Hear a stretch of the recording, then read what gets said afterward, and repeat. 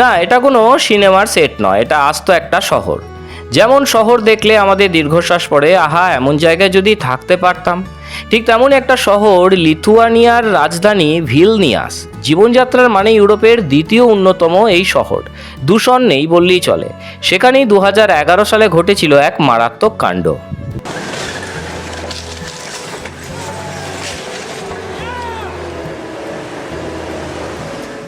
রাস্তার পাশে সাইকেল চালানোর লেনে গাড়ি দাঁড় করিয়ে রাখার সেই গাড়ির ওপর দিয়ে ট্যাঙ্ক চালিয়ে দিয়েছিলেন ভিলনিয়াসের মেয়র আর্টুরাস জুওকাস। তাও যেমন তেমন গাড়ি নয়, আস্ত মার্সিডিজ বেঞ্চ গাড়ি গুঁড়ো গুঁড়ো করে এক ভিডিও বানিয়ে শহরের সম্পদশালীদের তিনি বার্তা দিয়েছিলেন, টাকা থাকলেই আইন ভাঙার অধিকার জন্মায় না আপনার।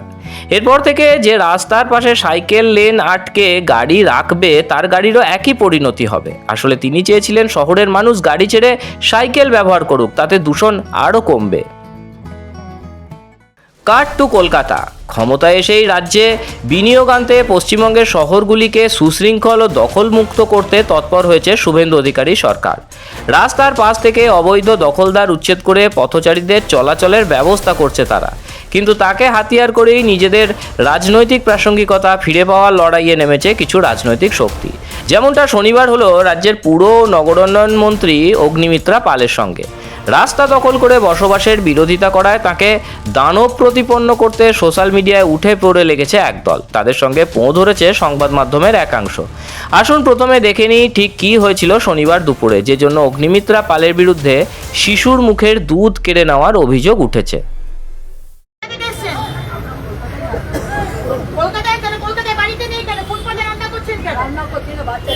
কেন এখানে দুধ গরম করবে? ফুটপাতের মতো বাচ্চা দুধ গরম হবে? মজা পেয়েছে নাকি? স্টোভ চালিয়ে এখানে বাচ্চা দুধ গরম হবে? পার্কস্ট্রিটে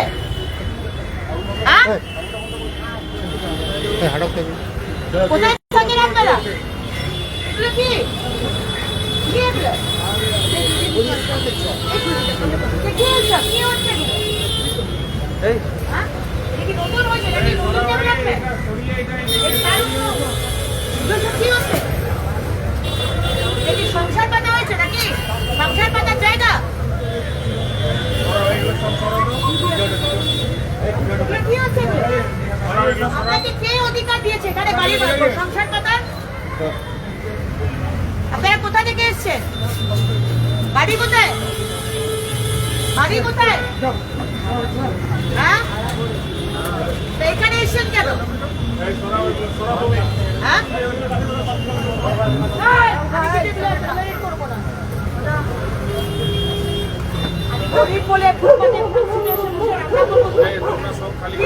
শহরে একটা নিয়ম আছে, এই সমস্ত মাদুর ফাদুর ব্যাগ থলি ফলি সব আটান, আপনারা কেন দেখেন এগুলো? আমাকে কেন করতে হচ্ছে? এটা কি আমার কাজ? এগুলো তো আপনাদের দেখার কথা। আমি সবার কাছে খারাপ হচ্ছি কারণ আপনারা কোনো কিছু করেন না।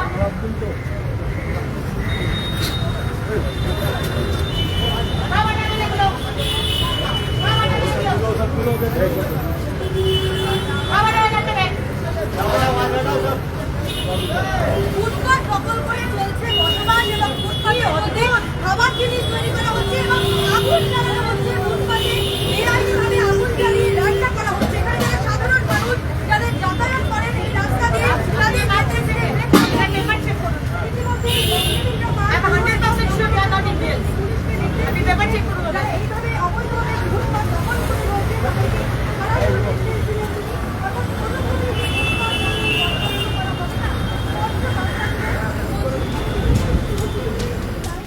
শনিবার দুপুরে পার্ক স্ট্রিট ও ফ্রি স্কুল স্ট্রিটের ফুটপাত পরিদর্শনে গিয়েছিলেন পুর নগর উন্নয়ন মন্ত্রী অগ্নিমিত্রা পাল।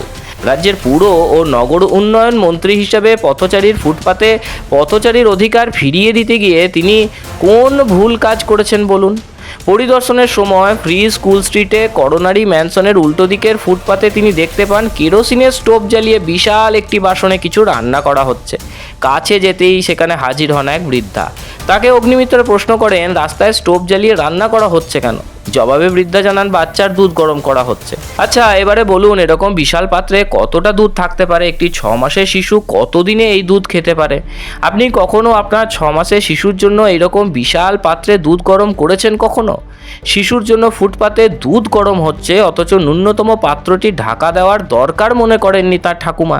নিজের নাতির জন্য কেউ এতটা উদাসীন কি হতে পারেন?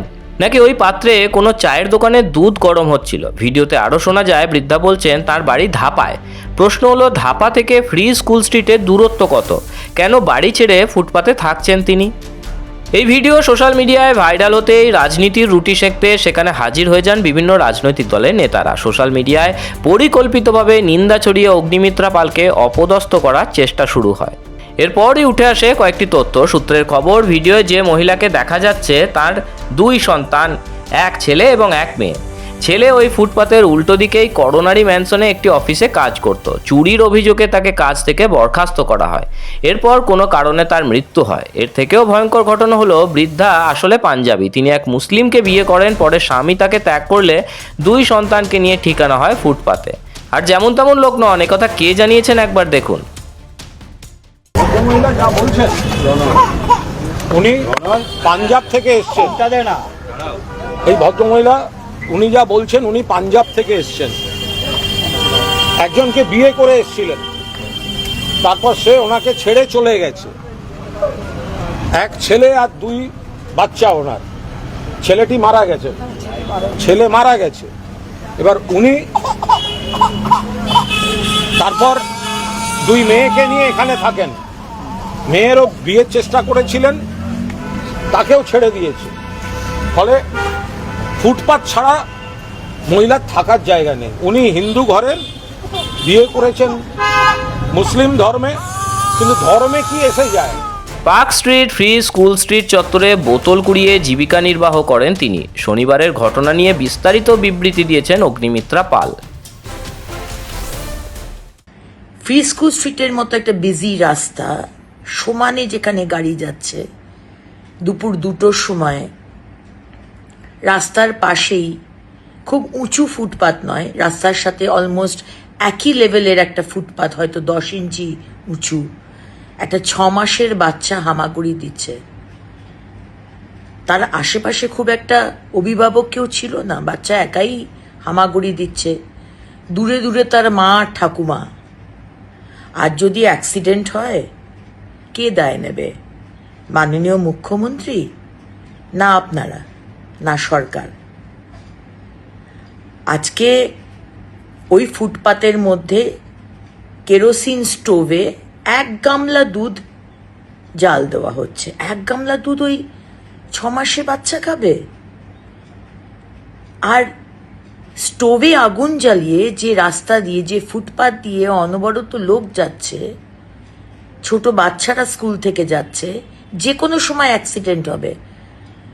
আর যদি অ্যাক্সিডেন্ট হয়, কে দায় নেবে? ইউডিএমএ দপ্তর, নগর উন্নয়ন দপ্তর, পুলিশ, সরকার, না আপনারা? এই পরিবারকে আগেও বলা হয়েছে, আপনারা নিজের বাড়িতে চলে যান, হোমে থাকুন। এই ক্যামেরাতেই তো মহিলা বলছেন আমাকে, আমি ধাপাতে থাকি। আচ্ছা বলুন, ধাপাতে যদি থাকেন, তাহলে পার্ক স্ট্রিট ফ্রি স্কুল স্ট্রিটের ফুটপাতে এসে দুধ জাল দিচ্ছেন কেন? বারবার বলার পরেও। এই মহিলার ছেলে সামনের কর্ণানী ম্যানশনে কাজ করত, সেখান থেকে চুরি করার দায় তাকে ছাড়িয়ে দেওয়া হয়। এগুলো নয় ছেড়েই দিলাম, কিন্তু একটা ফুটপাত না বড় লোকের না গরিব মানুষের, ফুটপাত মানুষের জন্য। সুপ্রিম কোর্ট তার রায় দিয়েছেন, ফুটপাতকে মানুষের চলাফেরার জন্য ফ্রি রাখতে হবে। আমরা যে বিশাল ম্যান্ডেট নিয়ে এসেছি, আমি বুঝতে পারি বিরোধীদের খুবই অসুবিধা হচ্ছে, সহ্য করতে পারছে না, কিন্তু আমরা প্রতিশ্রুতিবদ্ধ। আমাদের যা যা বলা হয়েছে, আমরা সেই প্রতিশ্রুতি রাখতে প্রতিশ্রুতিবদ্ধ। এবং মানুষ ম্যান্ডেট দিয়েছে, মানুষ একটি পরিচ্ছন্ন শহর চায়। ইল্লিগাল পার্কিং যদি হাঁটাই, সেখানে আপনাদের প্রবলেম হচ্ছে, কেন ইল্লিগাল পার্কিং হাঁটানো হচ্ছে? আর যদি ফুটপাতে বলা হয় যে 3 ভাগের 1 ভাগ ফুটপাতের হকার থাকুক, 3 ভাগের 2 ভাগ পেডেস্ট্রিয়ানের জন্য, পথচারীদের জন্য ছেড়ে দিন, সেখানেও আপনাদের অসুবিধে। আর যদি বলা হচ্ছে কেরোসিনের স্টোভ জ্বালাবেন না, সেখানেও আপনাদের অসুবিধে। কর্মসংস্থানের কথা হচ্ছে, বিনিয়োগের কথা হচ্ছে, প্রথমে তো দর্শনধারী, পরে গুণ বিচারী। আর যদি বাইরের ইনভেস্টর, বিদেশ তো ছেড়েই দিলাম, দেশেরই অন্য রাজ্যের ইনভেস্টর এসে দেখে যে অবস্থায় আমাদের ফুটপাথ, রাস্তা, ফ্লাইওভার নেই, যানজট, আসবে ইনভেস্টর?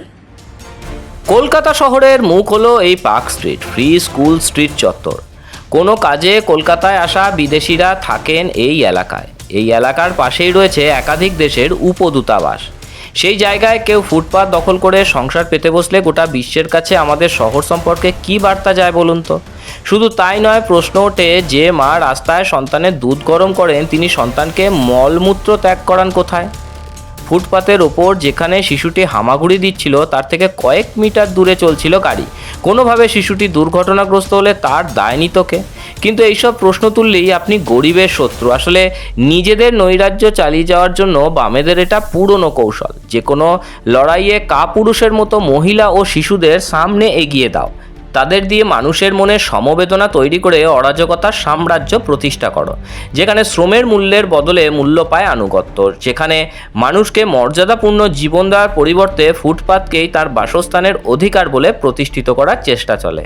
আর যারা এই দেশকে নিজের মা বলে মনে করে, সেই রাষ্ট্রবাদীরা দখল তুলে পথের অধিকার পথিককে ফিরিয়ে দেন, তখন শুরু হয় ন্যারেটিভ তৈরির খেলা। বামপন্থীরা ততক্ষণই বিজ্ঞানমনস্ক যতক্ষণ সেই বিজ্ঞান রাষ্ট্রবাদীদের বিরুদ্ধে ব্যবহার করা যায়। তর্কের খাতিরে যদি ধরেও নিই ফুটপাতে শিশুর জন্য দুধ গরম করাই হচ্ছিল, সেটা কতটা স্বাস্থ্যকর বলুন তো? পৃথিবীর কোন স্বাস্থ্যবিজ্ঞান একে সমর্থন করে? কিন্তু যেহেতু এক্ষেত্রে রাষ্ট্রবাদীদের আক্রমণ করা যাবে, তাই বিজ্ঞান বামপন্থীদের কাছে গৌণ হয়ে যায়। যে কোনো শহরে বিনিয়োগ আসার প্রাথমিক শর্ত হলো পরিচ্ছন্নতা ও নিয়মানুবর্তিতা। অপরিচ্ছন্ন শহরে কেন আসবেন মোটা বেতনের আধিকারিকরা? তাই ফুটপাত পরিচ্ছন্ন করা মানে শহরে বিনিয়োগের রাস্তা প্রশস্ত করা, শহরের অর্থনৈতিক উন্নয়নের পথকে চওড়া করা। শিল্পতারুয়া বাম তৃণমূল কি সে কথা বুঝবে? আপনার কি মনে হয় শিশুর দুধ গরম করা হচ্ছিল বলে সস্তা আবেগে সুড়সুড়ি দিয়ে বাম তৃণমূল ফের প্রাসঙ্গিক হতে পারবে? নাকি গোটা দেশের মতো পশ্চিমবঙ্গেও জয়ী হবে নরেন্দ্র মোদীর উন্নয়নের মন্ত্র? আপনার মতামত জানান কমেন্টে। বাম তৃণমূলের ভণ্ড চেহারা সবার সামনে তুলে ধরতে ভিডিওটি বেশি করে লাইক ও শেয়ার করুন। সঙ্গে থাকতে সাবস্ক্রাইব করুন আমাদের চ্যানেল। ব্যুরো রিপোর্ট, মাধ্যম।